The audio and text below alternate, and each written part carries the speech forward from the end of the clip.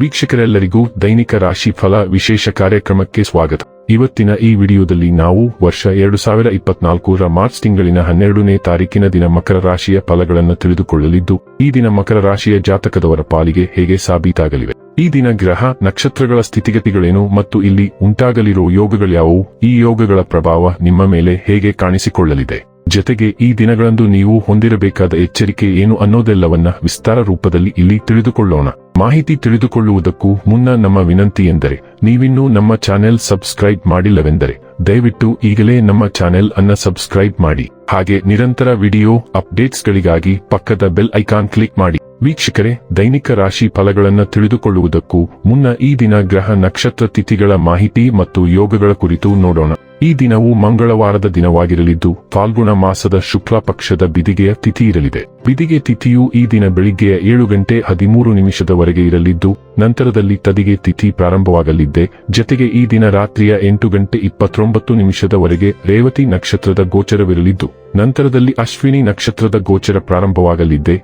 ಜೊತೆಗೆ ಈ ದಿನ ಬೆಳಿಗ್ಗೆಯ 7:53 ಶುಕ್ಲ ಹೆಸರಿನ ಯೋಗ ಇರಲಿದ್ದು, ನಂತರದಲ್ಲಿ ಬ್ರಹ್ಮ ಹೆಸರಿನ ಯೋಗ ಪ್ರಾರಂಭವಾಗಲಿದ್ದೆ. ಇನ್ನು ಚಂದ್ರದೇವನು ಈ ದಿನ ರಾತ್ರಿಯ 8:29 ಮೀನರಾಶಿಯಲ್ಲಿ, ನಂತರದಲ್ಲಿ ಮೇಷರಾಶಿಯಲ್ಲಿ ಗೋಚರಿಸಲಿದ್ದೆ. ಅದೇ ಸೂರ್ಯದೇವನು ಈ ದಿನ ಕುಂಭರಾಶಿಯಲ್ಲಿ ಗೋಚರಿಸಲಿದ್ದಾನೆ. ಇನ್ನು ಈ ದಿನದಂದು ಅಭಿಜಿತ್ ಮುಹೂರ್ತ ಮಧ್ಯಾಹ್ನದ 12:07 ಇಂದ ಮಧ್ಯಾಹ್ನದ 12:55 ಇರಲಿದೆ. ಇದು ಈ ದಿನದ ಗ್ರಹ ನಕ್ಷತ್ರ ತಿಥಿಯ ಕುರಿತಾದ ಮಾಹಿತಿಯಾಗಿದ್ದು, ಇದರ ಆಧಾರದ ಮೇಲೆ ನಿಮ್ಮ ದಿನಚರಿಯಲ್ಲಿಯೂ ಬದಲಾವಣೆ ಕಂಡು ಬರಲಿದೆ. ಇನ್ನು ಈಗ ಈ ದಿನದ ಮಕರ ರಾಶಿಯ ಫಲಗಳ ಕುರಿತು ನೋಡುವುದಾದರೆ, ನೀವು ವಿಶ್ರಾಂತಿ ಪಡೆಯಲು ಸಾಧ್ಯವಾಗುವ ಒಂದು ದಿನ. ನಿಮ್ಮ ಸ್ನಾಯುಗಳಿಗೆ ವಿಶ್ರಾಂತಿ ನೀಡಲು ತೈಲದಿಂದ ನಿಮ್ಮ ದೇಹಕ್ಕೆ ಮಸಾಜ್ ಮಾಡಿ. ನೀವು ಸಂಪ್ರದಾಯಬದ್ಧ ಹೂಡಿಕೆಗಳನ್ನು ಮಾಡಿದಲ್ಲಿ ಒಳ್ಳೆಯ ಹಣ ಮಾಡುತ್ತೀರಿ. ಶಿಶುವಿನ ಅನಾರೋಗ್ಯ ನಿಮ್ಮನ್ನು ವ್ಯಸ್ತವಾಗಿಡುತ್ತದೆ.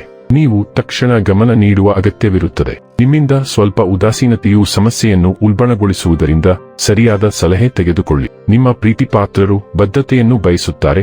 ನೀವು ಕಾಯ್ದುಕೊಳ್ಳಲು ಕಷ್ಟವಾಗುವ ಭರವಸೆಯನ್ನು ನೀಡಬೇಡಿ. ಬಾಕಿ ಇರುವ ಪ್ರಸ್ತಾವನೆಗಳು ಜಾರಿಗೆ ಬರುತ್ತವೆ. ಪ್ರಮುಖ ಜನರೊಡನೆ ವ್ಯವಹರಿಸುವಾಗ ಎಚ್ಚರಿಕೆಯಿಂದ ಮಾತನಾಡಿ. ನಿಮ್ಮ ಹಳೆಯ ಸ್ನೇಹಿತರೊಬ್ಬರು ನಿಮ್ಮ ಸಂಗಾತಿಯ ಜೊತೆಗಿನ ನಿಮ್ಮ ಹಳೆಯ ಸುಂದರ ನೆನಪುಗಳನ್ನು ನೆನಪಿಸಬಹುದು. ನೀವು ಈಗ ಬದ್ಧತೆಯ ಬಲವಾದ ಅರ್ಥವನ್ನು ಅಭಿವೃದ್ಧಿಪಡಿಸಿದ್ದೀರಿ.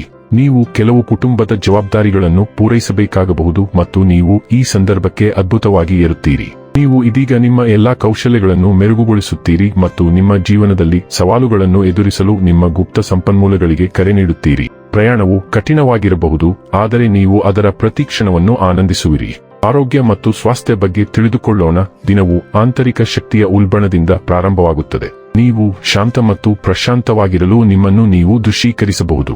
ನಿಮ್ಮ ಪ್ರಶಾಂತತೆ ಮತ್ತು ಮನಸ್ಸಿನ ಸ್ಥಿರತೆಯು ನೀವು ಹಂಬಲಿಸುತ್ತಿದ್ದುದನ್ನು ಸಾಧಿಸಲು ನಿಮಗೆ ಮಾರ್ಗದರ್ಶನ ನೀಡುವುದರಿಂದ ಯಾವುದೇ ರೀತಿಯ ವ್ಯಾಪಾರ ಮಾತುಕತೆಗಳಿಗೆ ಇದು ಉತ್ತಮ ದಿನವಾಗಿದೆ.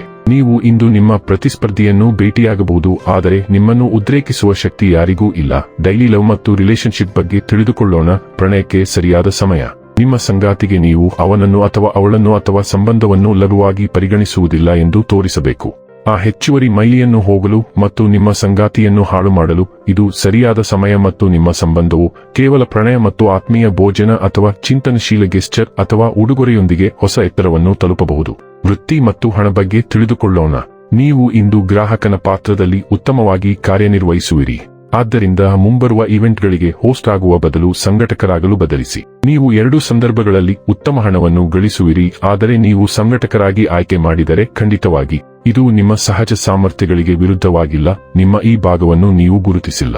ಇನ್ನು ಕೊನೆಯದಾಗಿ ಈ ದಿನ ಮಾಡಿಕೊಳ್ಳಬೇಕಾದ ಉಪಾಯಗಳ ಕುರಿತು ನೋಡುವುದಾದರೆ, ನರಸಿಂಹ ಚಾಲೀಸಾ ಮತ್ತು ಆರತಿಯನ್ನು ಓದುವುದರಿಂದ ಕುಟುಂಬ ಜೀವನ ಉತ್ತಮವಾಗಿರುತ್ತದೆ. ವೀಕ್ಷಕರೇ, ಇದಾಗಿತ್ತು ಮಕರ ರಾಶಿಯ ಜಾತಕದವರ ದೈನಿಕ ರಾಶಿ ಫಲದ ಮಾಹಿತಿ ಇಷ್ಟವಾದರೆ ವಿಡಿಯೋವನ್ನು ಲೈಕ್ ಮತ್ತು ಶೇರ್ ಮಾಡಿ. ಹಾಗೆ ಚಾನೆಲ್ ಸಬ್ಸ್ಕ್ರೈಬ್ ಮಾಡುವುದರ ಜೊತೆಗೆ ನಿರಂತರ ವಿಡಿಯೋ ಅಪ್ಡೇಟ್ಸ್ಗಳಿಗಾಗಿ ಪಕ್ಕದ ಬೆಲ್ ಐಕಾನ್ ಕ್ಲಿಕ್ ಮಾಡಿ.